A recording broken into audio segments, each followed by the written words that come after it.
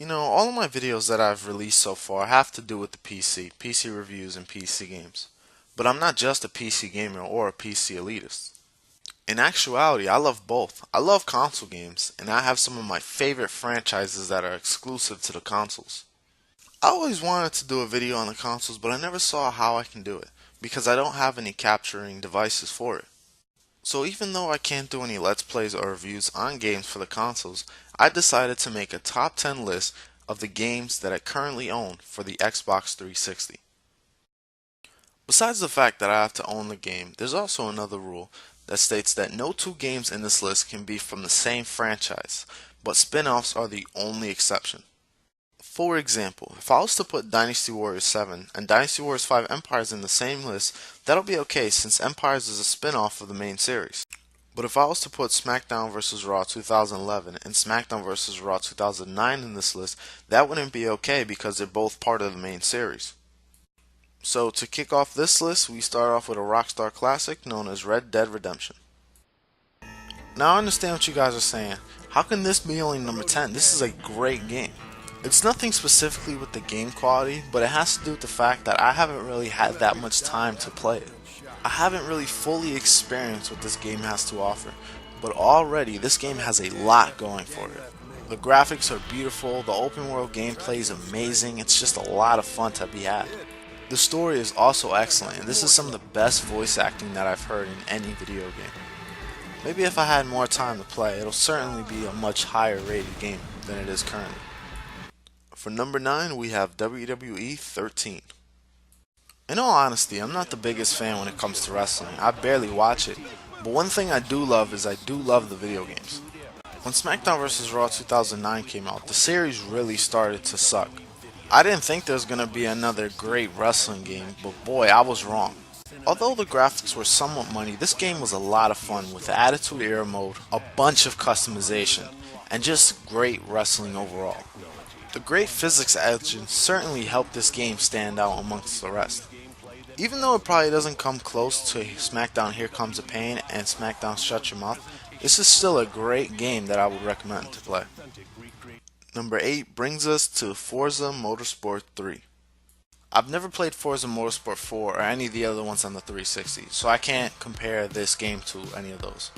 The graphics on this game are amazing. The car detail, the level of detail on the cars is just incredible. This game comes with over 500 cars, which is certainly substantial. You can put designs on your cars, change the color of it. There's a good amount of customization when it comes to that. Also, this game has a great physics engine and the driving model is fantastic. However, this game does get a bit boring in the long term. The races get really long really quickly, and though that does sound like a good thing, it gets really boring seeing the same tracks, racing against the same cars.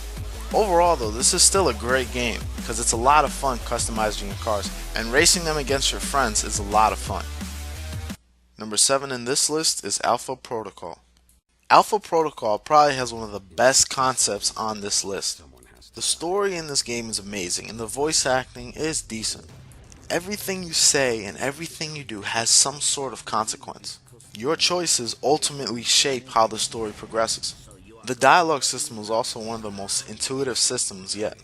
Even though I played this game many times, it still has its issues. It is riddled with bugs and the weapon class system is so unbalanced, and the AI is also the worst in video game history. Regardless of all that, this game is a guilty pleasure. I've played this game so many times, so many playthroughs, and I still see myself still playing it to this day. If this game didn't have its issues, it certainly would be on the number 1 spot.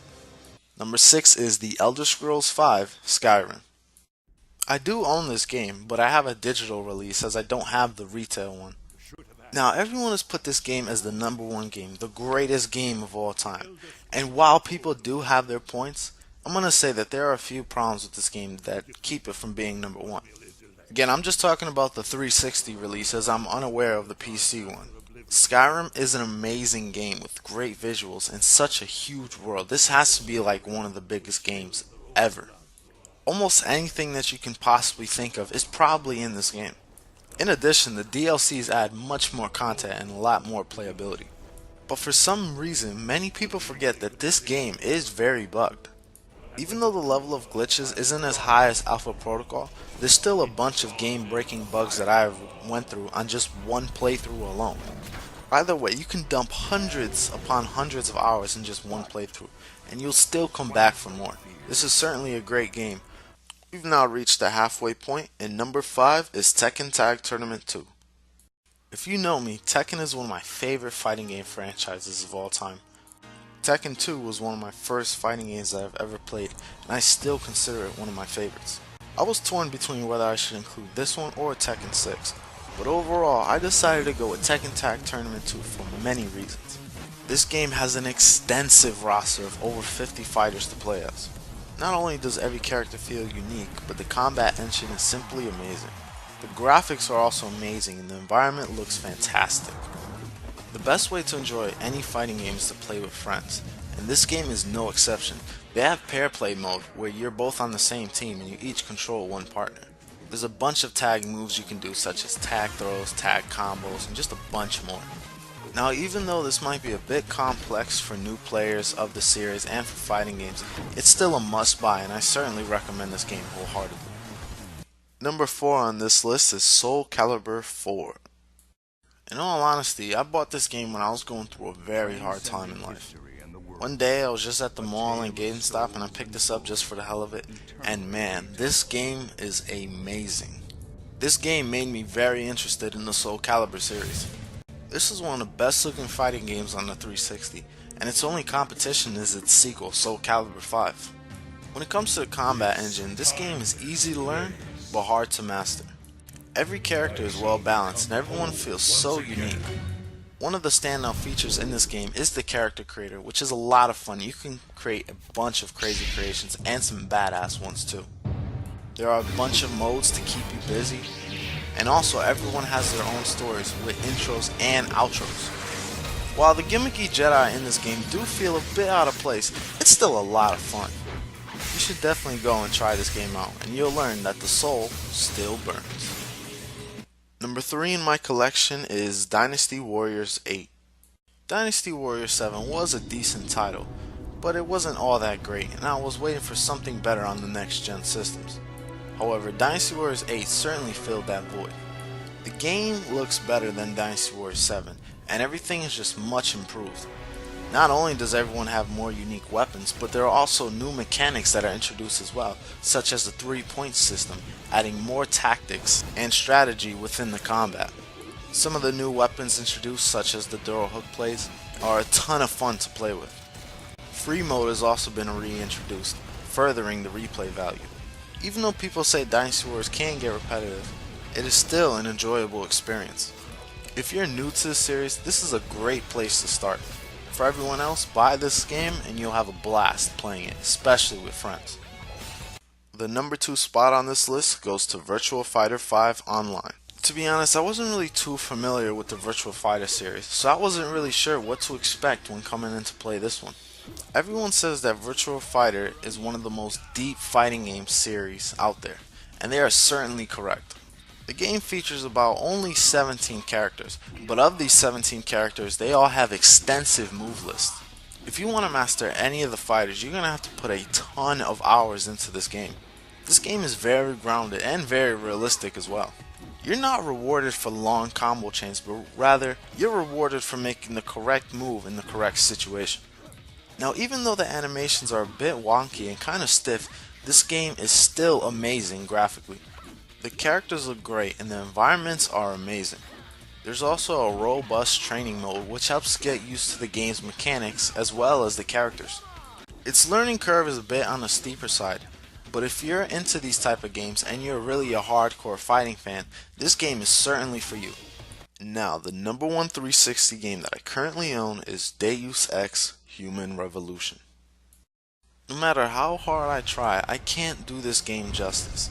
Not only is it one of the best 360 games that I've ever played, but it's easily one of the best games of all time.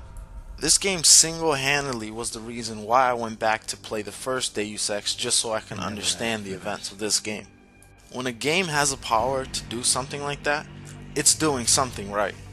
The graphics might not be the greatest in this game, but it's easily the gameplay and the story that drive this game. Any way you want to play this game, you can make it possible. If you want to be aggressive, you can do that. If you want to be a mix of both, you can do that. If you want to be stealth, you can do that.